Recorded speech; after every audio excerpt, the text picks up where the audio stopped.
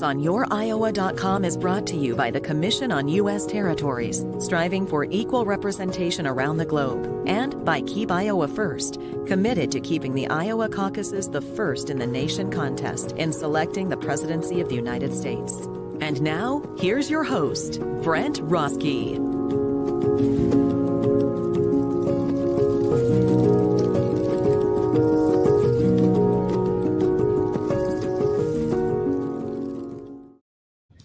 Good morning, everyone. Happy Thursday to you, and so grateful today to have our guest all the way from Guatemala today.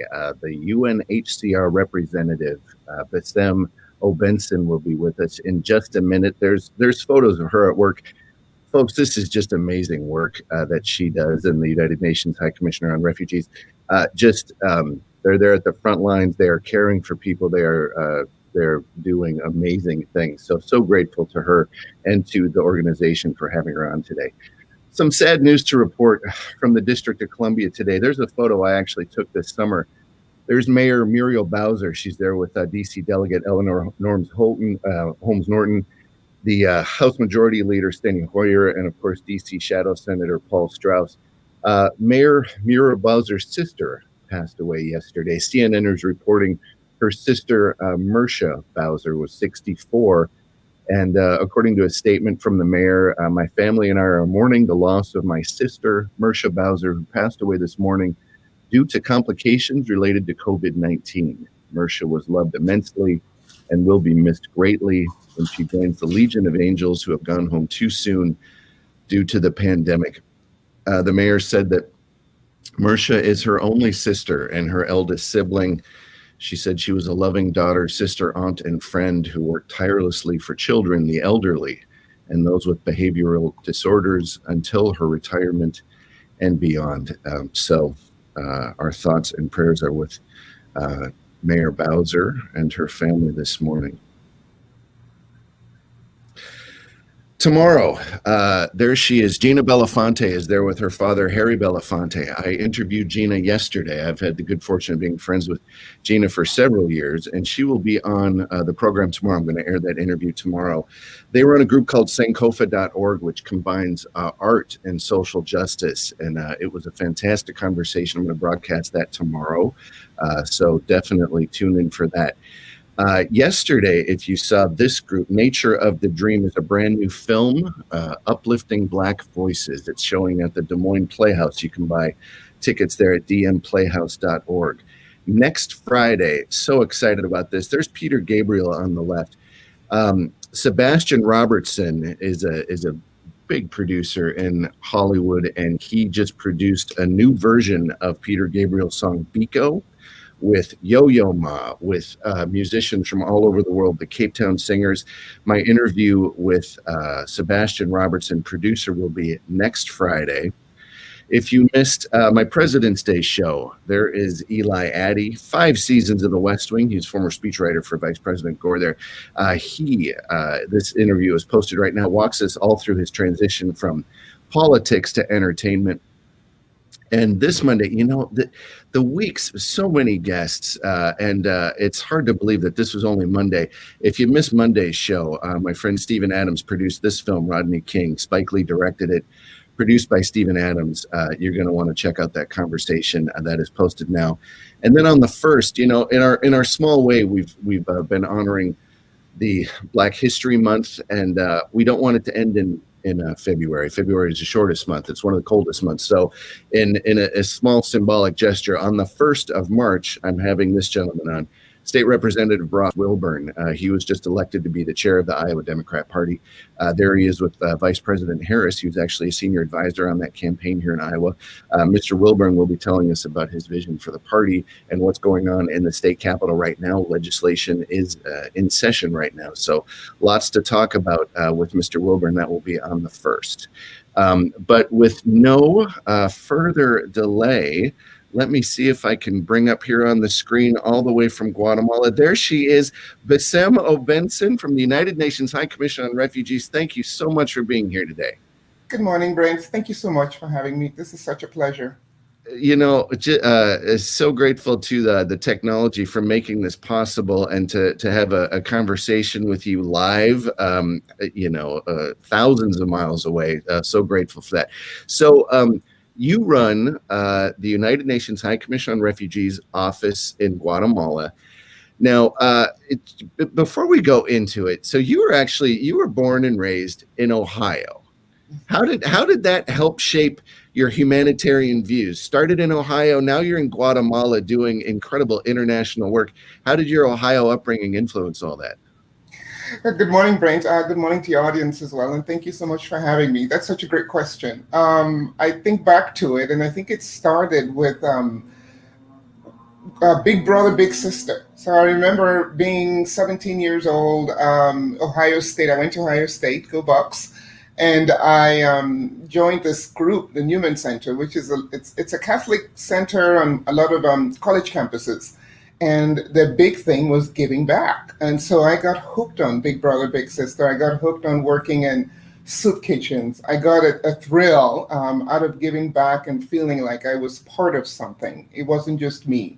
And that's where it all started. And of course, right after college, I decided I needed to go someplace else. How far could I go? So I joined the Peace Corps, went to Paraguay.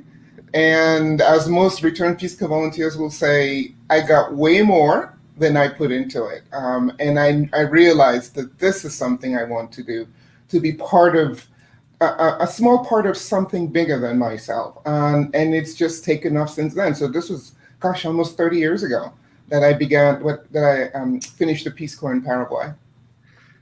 Incredible. I mean, you've really devoted your whole life to service, and that, the video we started today's broadcast with, we've not shown that video yet on this show.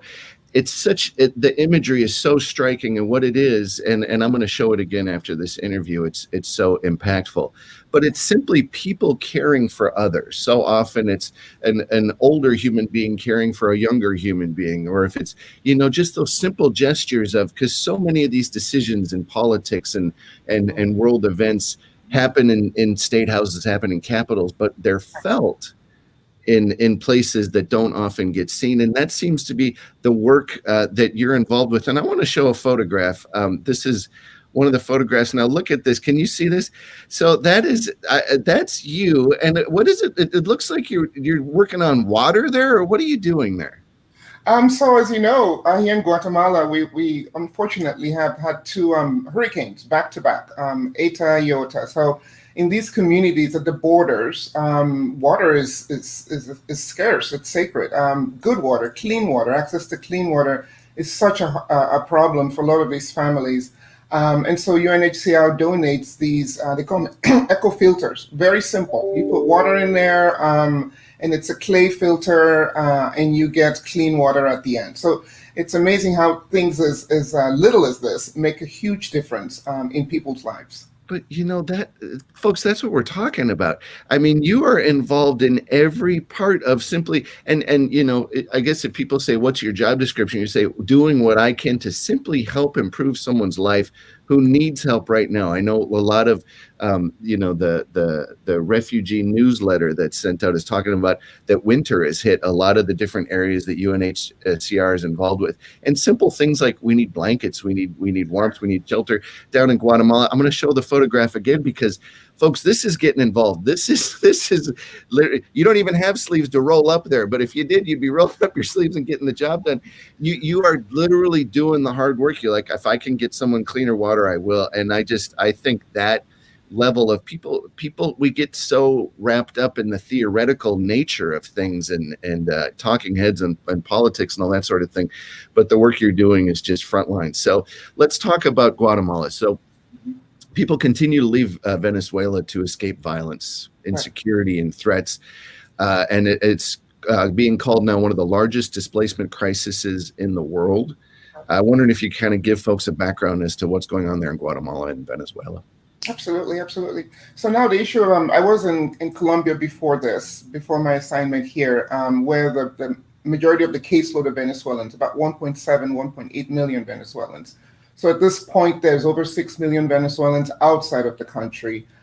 seeking basic services, escaping violence, seeking refuge. We have mothers, children, older adults, people living with disabilities seeking assistance. And UNHCR is on the floor, on the ground directly providing all from basic assistance, cash-based interventions, access to medical services, and not to talk about COVID, which has just created an additional layer of complexities because with the lockdown, a lot of these countries had really strict lockdowns. And so refugee livelihoods first to go because they're the most fragile. People cannot leave their homes, they cannot sell.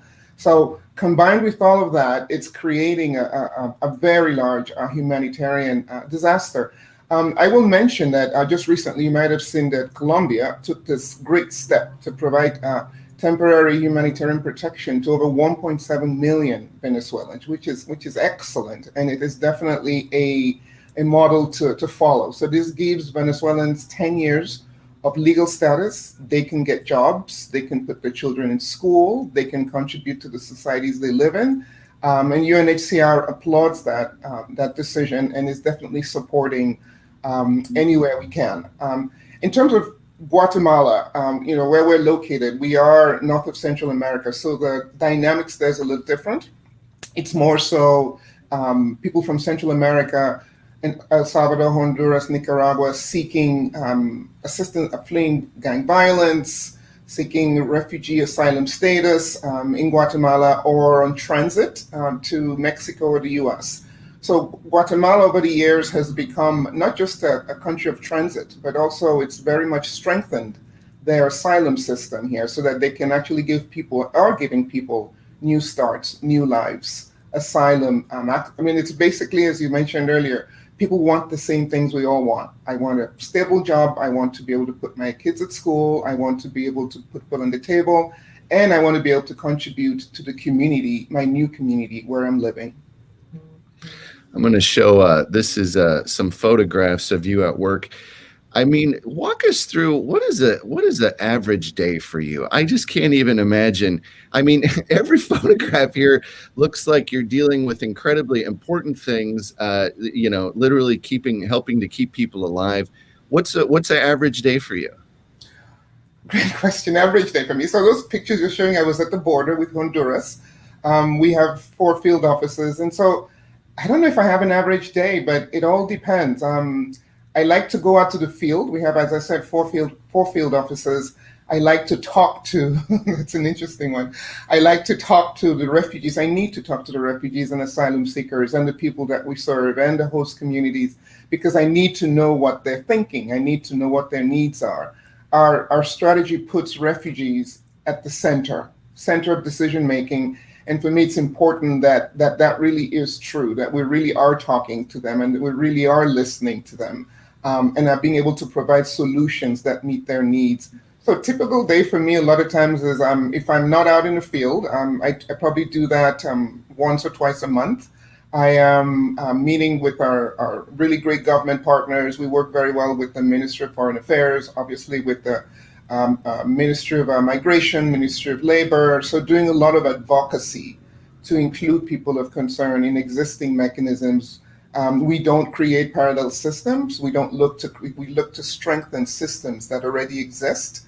We look to support the government. So my day is very varied. I could go from going to a shelter and helping hand out sandwiches because COVID, maybe somebody's COVID positive and they can't show up to work. So then I put on my vest and I'm handing out sandwiches and food to this picture, for example, where we launched the new refugee agency center. So it's I have to say, Brent, there's not a dull day. There's definitely not a dull day in the work I do, and it's very, very rewarding.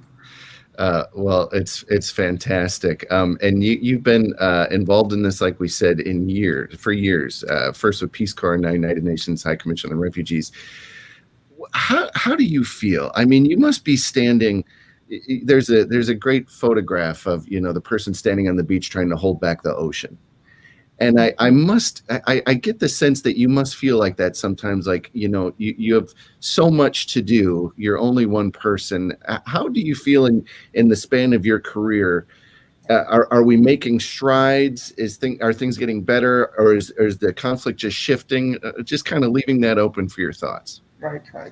Well, Brent, I'm an optimist. I almost feel like if you're in this position, this kind of job, you have to be an optimist. You have to see and recognize and get joy from the resilience of refugees and asylum seekers and internally displaced people. Unfortunately, yes, the numbers keep rising. The numbers of refugees and people who are forcefully displaced keeps rising. The humanitarian crisis in the world keep rising. And obviously with COVID, where most countries are suffering and are looking for resources, we are also competing as UNHCR for these resources, and they're always underfunded. So there is that part of it. But I think I recognize resilience in people. I love to tell people stories because at the end of the day, everything that we do, the lobbying, the advocacy, fundraising, is to really it's about people. It's to build resilience in people.